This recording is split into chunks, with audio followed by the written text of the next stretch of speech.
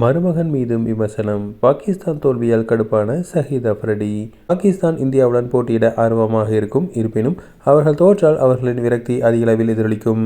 உள்ளூர் கிரிக்கெட் ரசிகர்களாக இருந்தாலும் சரி, முன்னாள் கிரிக்கெட் வீரர்களாக இருந்தாலும் சரி, அனைவரும் உணர்வுகளுக்கும் ஒரே மாதிரியாகத்தான் இருக்கும்.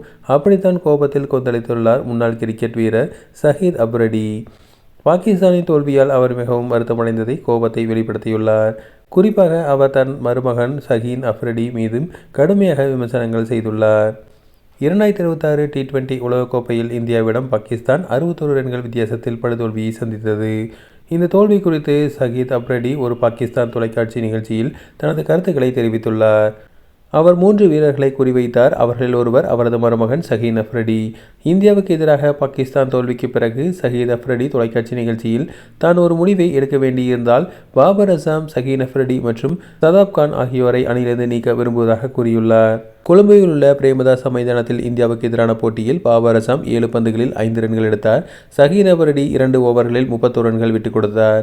சதாப் கான் 1 ஓவரில் 17 ரன்கள் விட்டுக் கொடுத்ததை தவிர பேட்டிங்கிலும் அதிக சாதனை படைத்ததில்லை.